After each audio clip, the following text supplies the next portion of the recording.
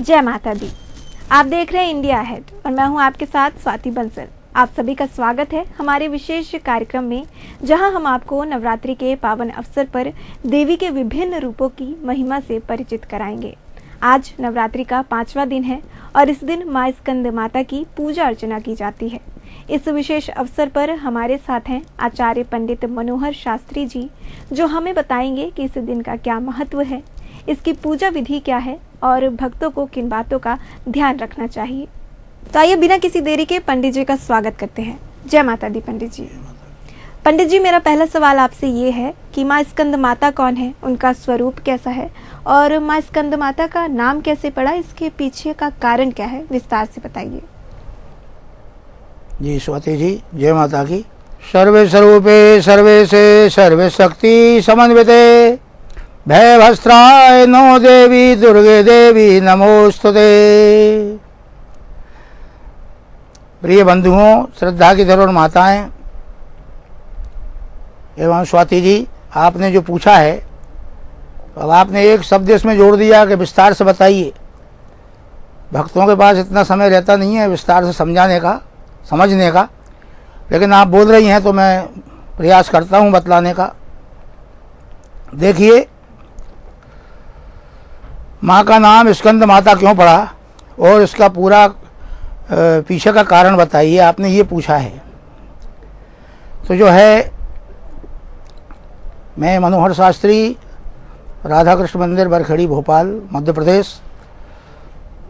बड़ा हर्ष का विषय है, मुझे बहुत अच्छा लगा आपने याद किया, और अच्छा, इससे ज़्यादा अच्छा ये लगा कि माँ के कारण, क्योंकि माँ के बारे में आपने मुझे योग्य समझा कि पंडित जी आप बताइए, तो आपके लिए मैं बतलाने का प्रयास कर रहा हूँ। देखिए स्वाति जी, स्टार्टिंग वहाँ से होती है, प्रारंभ, कि जिनका नाम स्वयंभू है, जो स्वयं बने हैं, जिनको किसी ने भी नहीं बनाया है, वो स्वयं बने हैं, उनका नाम है स्वयंभू। उनके मन में एक बार विचार आया कि क्या करना चाहिए, तो अपने आप एक स्त्री प्रकट होती है उनके अंग से, तो उनका नाम जो है अर्धनारीश्वर हो जाता है। फिर इसके बाद विचार आया कि क्या करना चाहिए, तो एक हाथ से उन्होंने नारायण को प्रकट किया और एक हाथ से ब्रह्मा को प्रकट किया।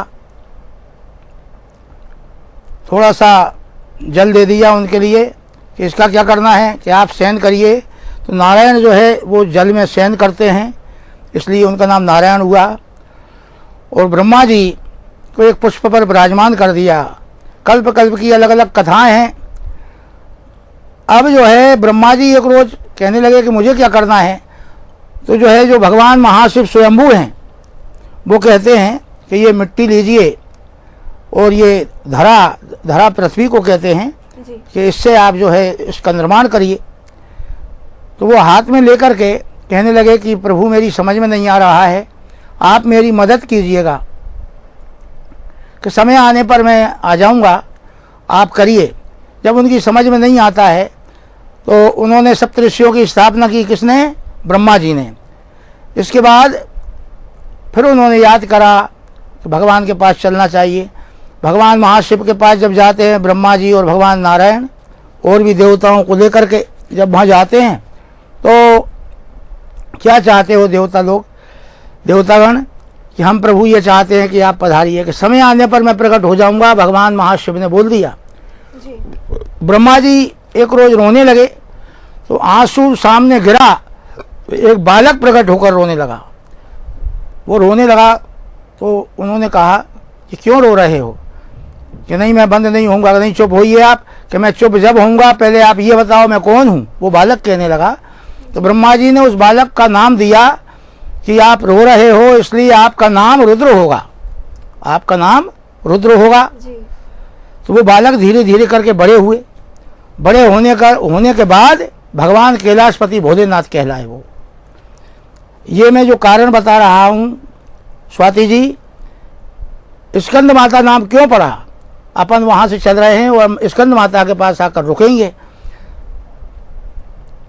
तो वहाँ पर भगवान से कहा कि हमारी मदद करिएगा।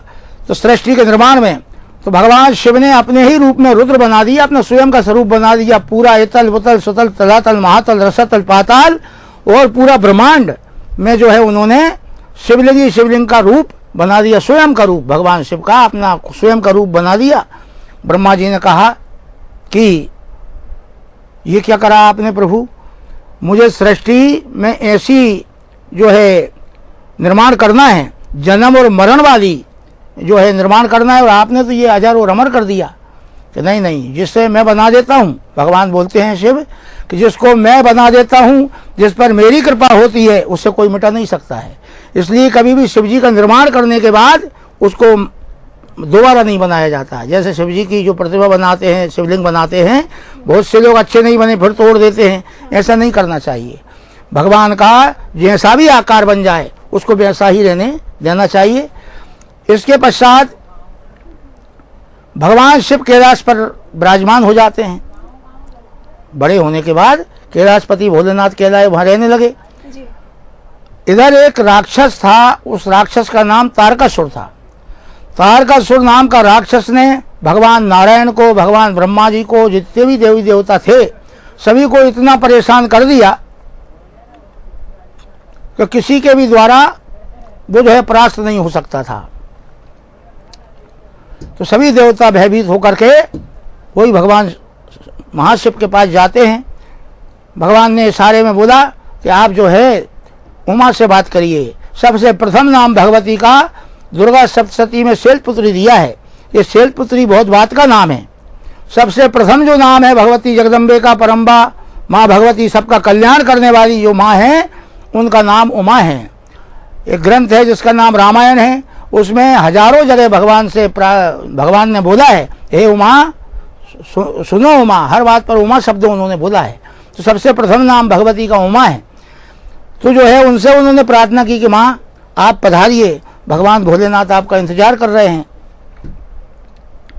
तो जो है माँ भगवती जगदम्बे ने क्या करा कि पहले महर्षि दक्ष जो थे उनके यहाँ पर 60 कन्याओं में 59 कन्या थी उनके यहाँ पर, एक कन्या सती नाम से, जिनका नाम सती हुआ।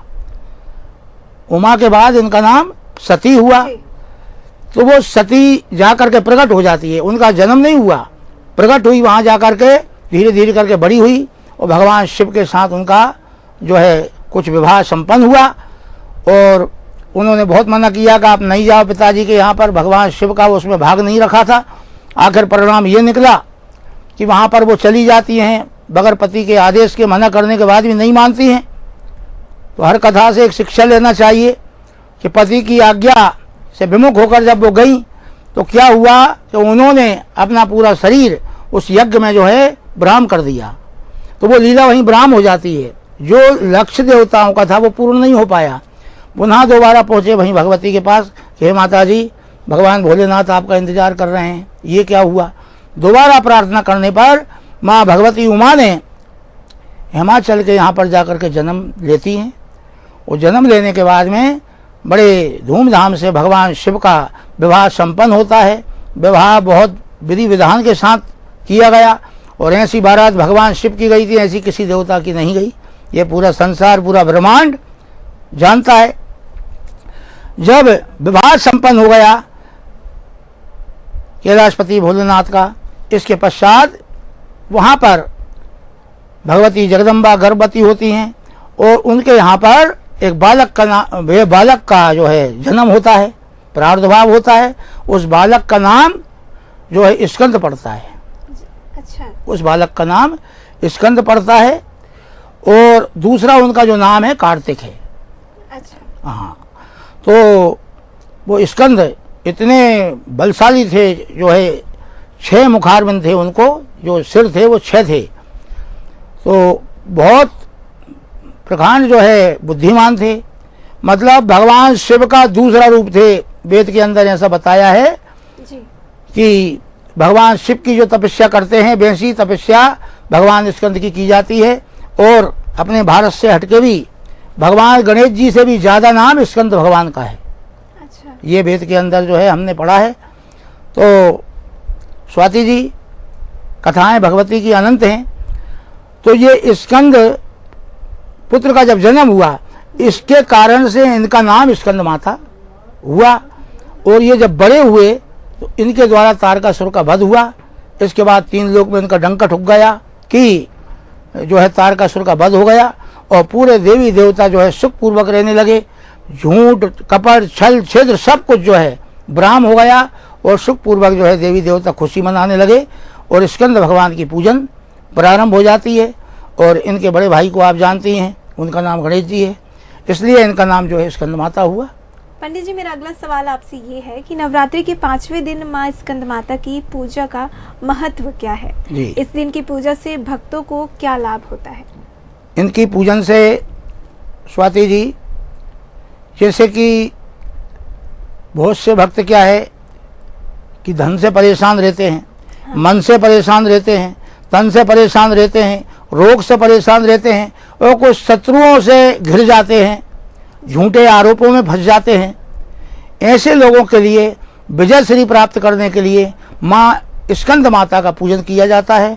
पूजन कैसे किया जाता है? जैसे रोज हम जो पूजन करते हैं, पूजन की विधि वही है, गंधद्वारांतरादर्शान नित्पुष्टाम करिष्णीम ईश्वरी सर्वभूतानां ताम्योपय बेश्रियम। जो है गंधा अक्षत पुष्पाणी से भगवती जगदम्बे का पूजन करना चाहिए। मेरे तरफ से एक ही बात बोलूँगा कि तांबे का पात्र जो है जरूर होना चाहिए। तांबे के पात्र से पूजन करने से पुष्प में सब चीज़ लगा करके, अबीर गुलाल इत्यादि सब चीज़ हम लगा करके जब भगवती को अर्पण करते हैं तो भगवती स्वतः ही उसको जो है स्वीकार कर लेती हैं। और इनकी पूजन की जो विधि है,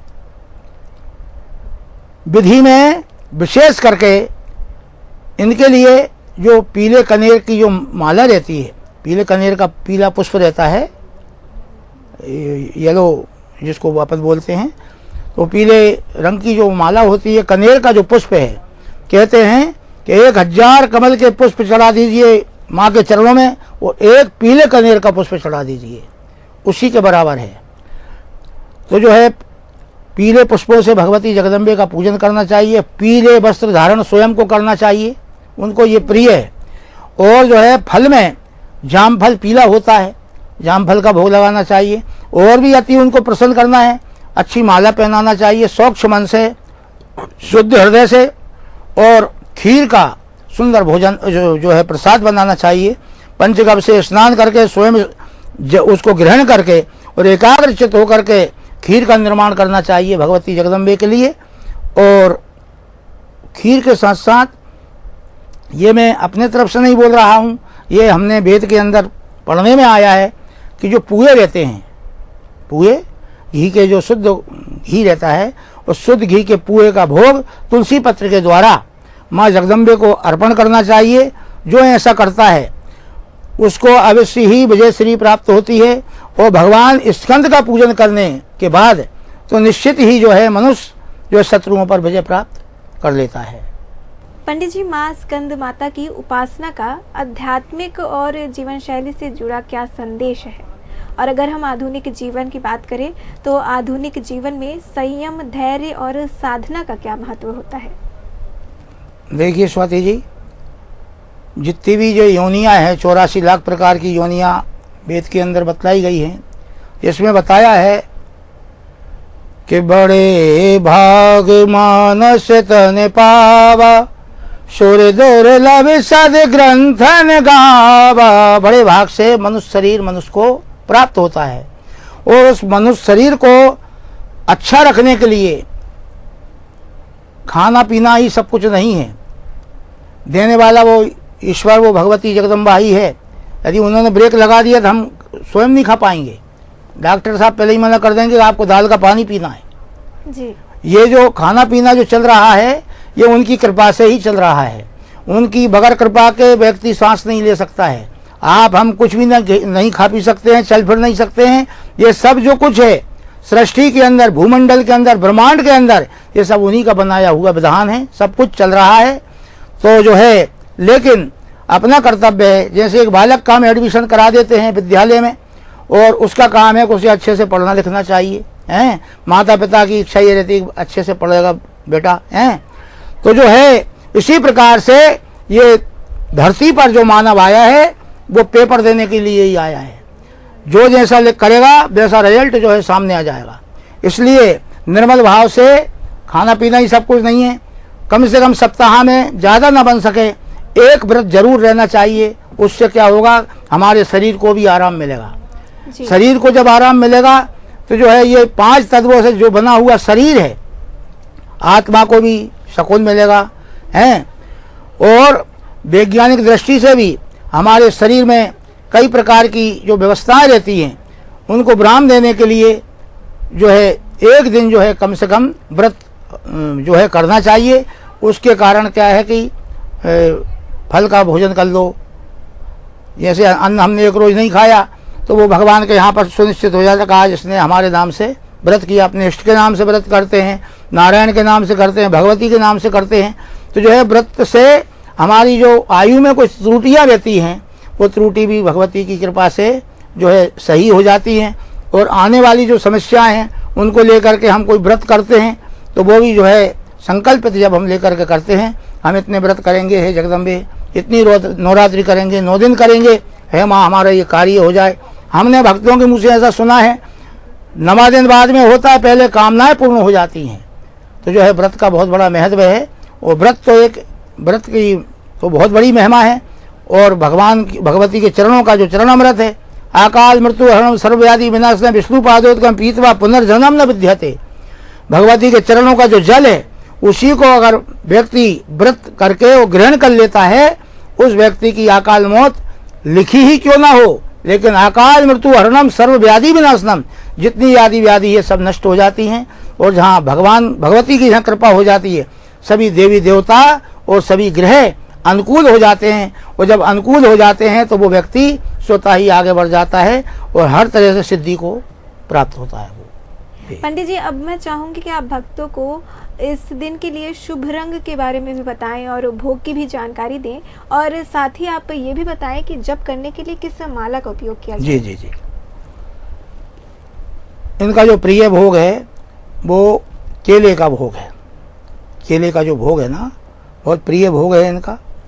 क्यों है कि वो मुझे याद आया लिखा है, और दुर्योधन की मेवा त्यागी साग विदुर घर खाए। विदुरानी के यहाँ पर जाकर के भगवान ने केले के छिलकों का भोग लगाया है। आपको पता होगा, और इस बात को पूरा संसार 3 लोक में ये बात विख्यात है कि दुर्योधन ने 56 प्रकार के व्यंजनों को भगवान नारायण का भोग लगाया, लेकिन वो प्रेमी व्यक्ति नहीं था। और दूसरी बात, भगवान को भूख भी नहीं थी, इसलिए भगवान ने मना कर दिया। साग भी दुर्घर खाए। रोज एक ही बात कहती थी कि वो कौन सा शुभ दिन आएगा कि मेरा श्याम मेरी झोपड़ी के अंदर आएगा। भगवान नारायण वहां पर पधारते हैं और वो बोलती है, टूटी सी झोपड़ी में बिठाती हूँ तुम्हें श्याम, इस भरे वीराने में मेहमान बनाती हूँ तुम्हें श्याम। कि मैं तुम्हें क्या खिलाऊं क्या पिलाऊं, वो कहाँ बिठाऊं आपके लिए, मुझे थोड़ी पता था कि आप झोपड़ी में आ जाएंगे। भगवान के लिए गोद में बैठालती है विदुरानी, और क्या खिलाती है, विदुरानी के छिलके खाए नहीं भोग दुर्योधन के भाए। गोपियन की छाछ सुहाई। वो परमात्मा ने दुर्योधन की मेवा का त्याग करके और विदुरानी के हाथ से छिलकों का भोग लगा लिया। इसलिए माँ भगवती को केले अति प्रिय हैं। केले का भोग लगाना चाहिए, केले के फलों का। और जो खीर है, खीर का जो भोग है उसमें भी जो है पीला कलर थोड़ा सा होना चाहिए। खीर का भोग भी बहुत उपयुक्त बताया है। और इसमें जो पुए जो रहे हैं, शुद्ध घी के पुए का भोग भी माँ के लिए विशेष जो है बताया है। और तुलसी पत्र इसमें अति आवश्यक है। तुलसी पत्र रख करके माँ को जब हम समर्पण करते हैं तो हमको ऐसा आभास होता है कि माँ जो है अवश्य जो है उसको स्वीकार कर लेती हैं, पान कर लेती हैं।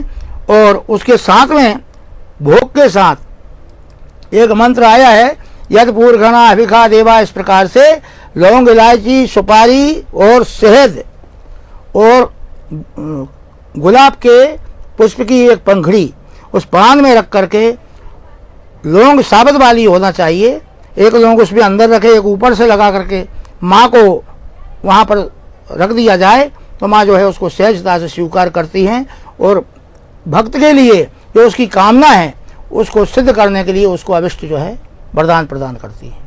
बहुत बहुत धन्यवाद पंडित जी, आपने हमें आज इतनी महत्वपूर्ण जानकारी दी। हमारे साथ अपना कीमती समय साझा करने के लिए बहुत धन्यवाद आपका। जी, जय माता की। आज के इस कार्यक्रम में हमने जाना माँ स्कंद माता की पूजा अर्चना कैसे करनी चाहिए, किन भक्तों को नियमों का पालन करना चाहिए और किन विशेष इच्छाओं की पूर्ति के लिए माँ की उपासना जरूर करनी चाहिए। आज के इस कार्यक्रम में बस इतना ही। देखते रहिए इंडिया अहेड। नमस्कार।